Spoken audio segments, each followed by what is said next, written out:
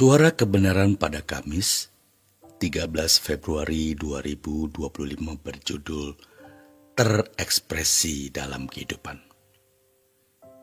Roma 10 ayat 10 berkata, "Karena dengan hati orang percaya dan dibenarkan, dan dengan mulut orang mengaku dan diselamatkan." Saudaraku di dalam Tuhan, seseorang mungkin jadi orang baik dan bisa menjadi anggota masyarakat kerajaan surga, tetapi tidak pernah menjadi anggota keluarga kerajaan Allah dan tidak pernah dimuliakan bersama Yesus karena ia tidak serupa dengan Yesus. Kalau serupa dengan Yesus, ia pasti melakukan kehendak Bapa dan menyelesaikan pekerjaannya. Perhatikan saudaraku, Yesus menyuruh murid-muridnya meninggalkan jala dan perahunya untuk mengikutinya. Matius harus meninggalkan meja cukainya. Orang kaya dalam Matius 19 harus menjual seluruh miliknya dan memberikannya kepada orang miskin. Tuhan memerintahkan bahwa orang harus melepaskan segala sesuatu, baru bisa menjadi murid atau diubah.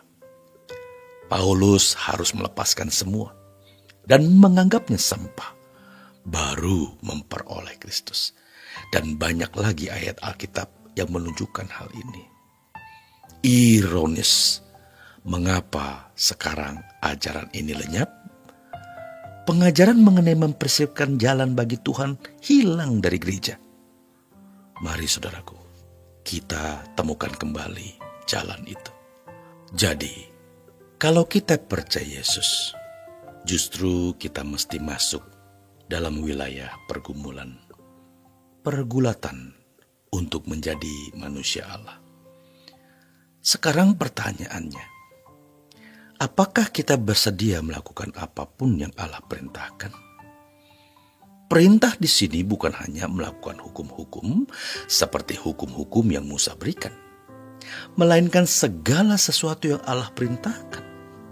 Seperti Abraham harus menyembelih anak kandungnya sendiri sebagai korban bakaran.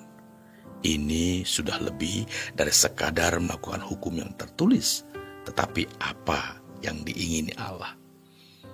Ini berarti melayani perasaan Allah. Injil itu pada dasarnya kabar baik di mana manusia memperoleh pengharapan diubah menjadi manusia sesuai rancangan Allah semula yang bisa bertindak sesuai pikiran dan perasaan Allah. Maka jangan dikaitkan dengan persoalan kesembuhan, mukjizat atau berkat-berkat jasmani. Intinya itu. Dan memang untuk menarik perhatian supaya orang-orang Israel melihat Yesus atau penginjilan harus ditandai dengan mukjizat.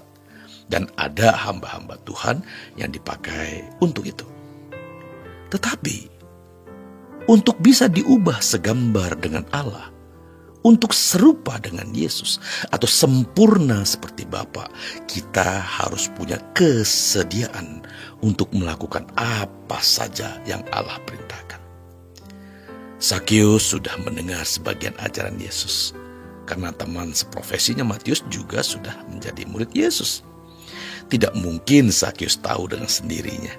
Pasti Roh Kudus pimpin atau mendengar sebagian apa yang Yesus ajarkan.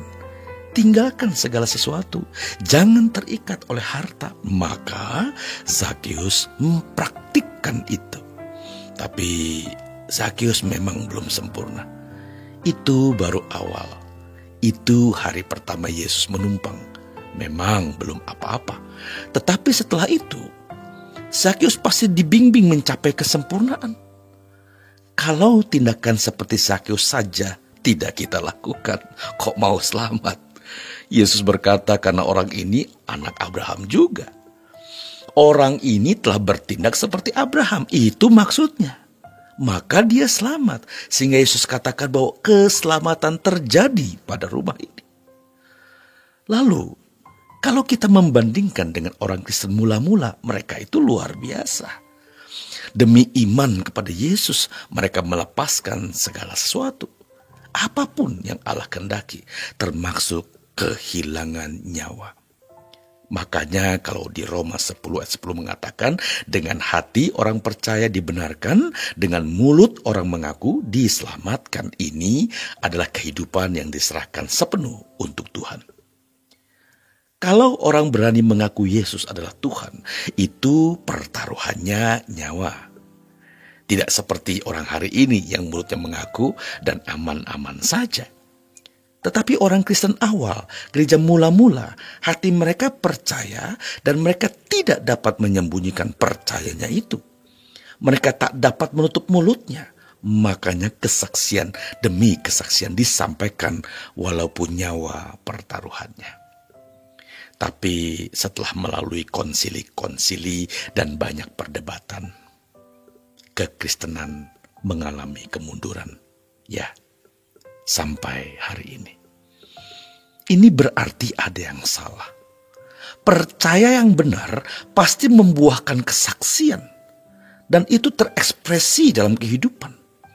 Orang percaya pada gereja mula-mula adalah orang yang benar-benar memiliki sikap hati yang bersedia melakukan apapun yang Tuhan kehendaki. Firman Tuhan mengatakan, orang yang menderita penderitaan badani berhenti berbuat dosa. Artinya, kalau orang sudah bersedia menderita secara fisik demi melakukan apa yang Tuhan kehendaki, maka mereka tidak mau berbuat dosa karena belajar untuk mempertahankan iman dan nyawa serta darahnya saja sudah sulit. Sekarang kita tidak menghadapi pisau, golok, tombak, binatang buas, atau penganiayaan secara fisik, tapi kita menghadapi dunia yang menyeret kita untuk mengingini banyak hal. Makanya, mestinya yang kita lakukan sekarang ini adalah bagaimana menjadikan keinginan Bapa segalanya bagi kita. Pertobatan adalah kesediaan kita untuk melakukan apapun yang Allah kehendaki. Bukan hanya kembali ke Taurat lalu menyembah Yahweh seperti pertobatan orang Yahudi waktu itu. Mereka sudah melakukan di zaman Yohanes Pembaptis, tetapi formalitas, tetapi legalistik. Akhirnya tidak berpusat pada Allah, tapi berpusat pada diri sendiri dan hukum itu. Jadi kita sekarang ini kalau mau menjadi anak-anak Allah, bisa dididik, bisa diubah Tuhan, memiliki keselamatan. Mari kita persiapkan jalan bagi Tuhan, yaitu kesediaan hati untuk melakukan apapun yang Allah perintahkan. Selamat berjuang saudaraku. Tuhan Yesus memberkati.